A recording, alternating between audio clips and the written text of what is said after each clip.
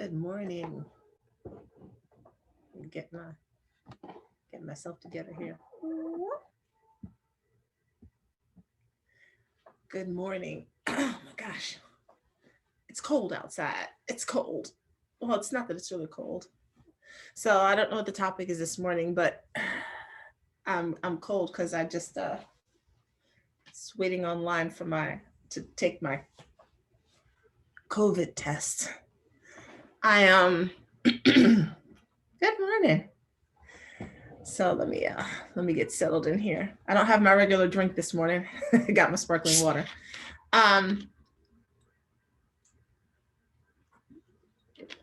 By the way, the COVID test is a little better, at least here in the city.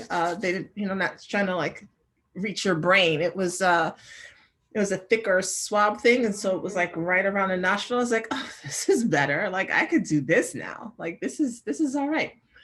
So I get tested often, not out of any putting myself at risk, but because I have a partner who has a partner who she has some health issues, and so out of respect for their partnership and out of respect for her, their health and wellness, I have no problem getting tested.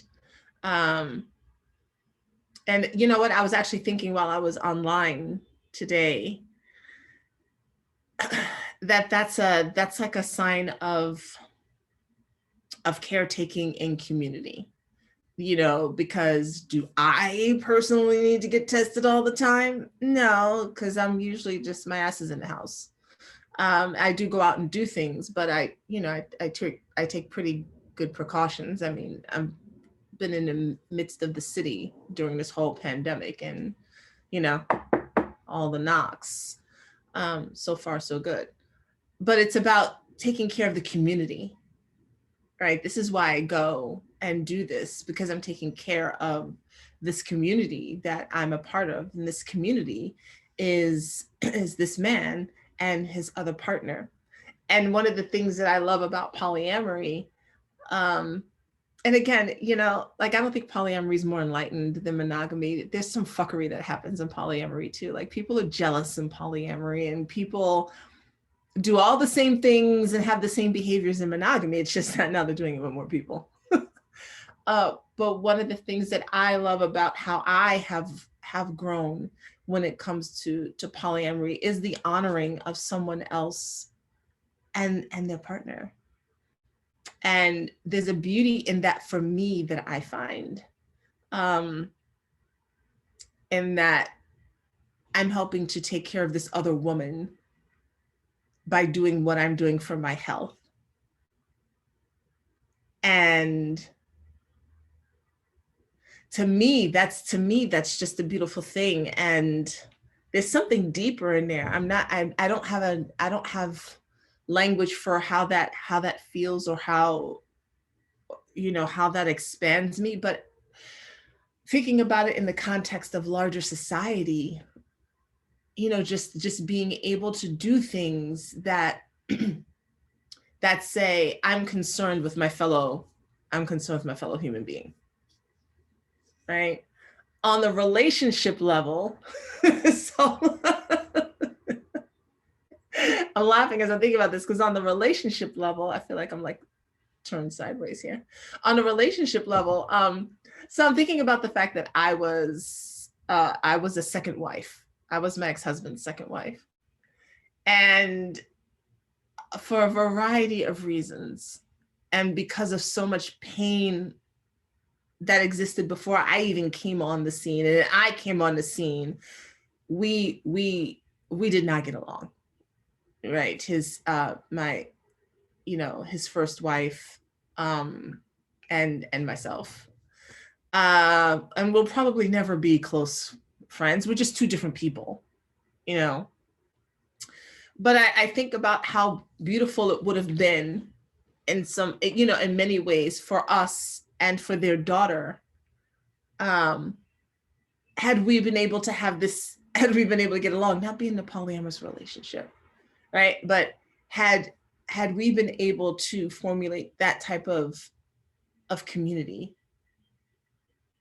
and what got in the way of that, and what gets in the way of so many people creating that type of community. I follow Just Hilarious on Instagram, and she's got these really funny videos of baby mama drama where, you know, the dude is, you know, he has a new girlfriend, but he's got his son with, you know, baby mama, and the two women don't get along, and how much of a narrative that is in many communities, that, you know, the woman who was there first and then the woman who comes along after just don't get along. And I can only imagine that they're not getting along because of pain. Like it's not them, it's the situation. Yeah, all of this is running through my head this morning as I think I'm going out here to get a COVID test so that my lover's other lover is okay. Right? That's my thinking. So that she's okay and that they have peace of mind.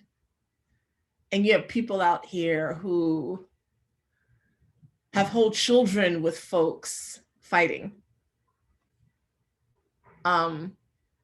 because of hurt and pain, and not being able to get past that hurt and that pain. And so then everybody suffers. And the children suffer most. I'm just really sharing my random thoughts with you, you know, from this morning, because I don't have a particular topic. I literally woke up and, you know, shot out of bed because I realized, oh shit, the line's gonna be hella long because they're probably gonna be closed Thursday and Friday, you know, which would curtail my weekend activities because I need to get those results back. And we did not want that. So I was waiting on the line. So I had plenty of time to think of all of this stuff. And I'm so glad, by the way, that we've gotten to a place, have we, where women can talk about the fact that they have sex without shame? Are we there yet? Are we not still there yet? Some people are there, but most people aren't there yet. Probably most people aren't there yet. But yeah, like there are all these triangles that are already happening where there's a man and two women, and they're sharing him in some capacity, even if it's not sexual. Like they're sharing him because he's got a child over here with one or a child over here with another. The ladies are gonna have to see each other. Like they're gonna have to see each other. Why not? I'm like, why not try and make the best of it? You know, Will and Jada are a great example of that, actually, of what it was in the beginning, right? Because I can only but imagine, I know because I went through it, and what it could be at the end when everyone comes to some maturity and understanding and deals with the pain. Because it's really just folks acting hurt. They act stank because they're hurt. Like people are angry because their feelings are hurt, really is what it is. And that comes back to vulnerability, which I'm not going to get into this morning because I have a meeting I have to pop off for. But that really comes back to vulnerability and being open instead of allowing anger to be anger becomes the secondary emotion. The primary emotion is hurt, is pain, is grief, sadness. I lost something and now someone else has it. And maybe I didn't even like the circumstances under which I lost it, right? Because maybe this is the woman that he was cheating with. And now they're together. And I gotta look at that because they come over and get my child. Woo, this might be a whole topic. I usually don't plan in advance, but maybe I'll talk about this tomorrow. And how do you handle that? How do you get over that? because society tells us that we're so justified in our passivity, that we are solidly justified in acting a fool, because this bitch ain't about to sit up here and have a good life with the man that was supposed to be mine. There's a whole lot of assumptions in there, first of all. That's not about to happen, okay? I'm not about to be over here lonely and sad and angry. Choices are involved in that, but I digress. And have them over there being all happy and all of that. Oh, fuck no. I'm about to start some shit, and all my friends and family will tell me that that is okay. Do that. And then the children see that and think that all of that is appropriate behavior. Oh, the joys. Been there and done some of those things. Anywho, random thoughts this morning, because I don't have a topic, but I feel like tomorrow might be that topic. I don't know. Don't hold me to it, y'all, because, you know, I could wake up in the morning and something else hit me. But I feel like we need to unravel some of that, because it's really you know, men have lots of responsibility, but I don't really, I speak mostly to women, because women raise children. And we are the first teachers, whether you want to be or not, is not really the issue. That's so irrelevant. It really is.